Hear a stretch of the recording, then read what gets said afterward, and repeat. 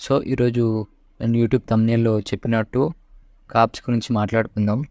అసలు కార్బ్స్ అంటే ఏమిటి? కార్బ్స్ ఎంత తీసుకోవాలి? వెయిట్ లాస్ చేసేవాళ్ళు కార్బ్స్ తినొచ్చా లేదా?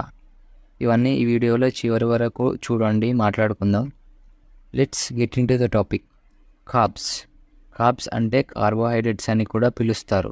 సో వెయిట్ లాస్ చేసేవాళ్ళు తినొచ్చా లేదా, తింటే లావు అవుతారా అని చాలామందికి పెద్ద డౌట్ ఉంటుంది.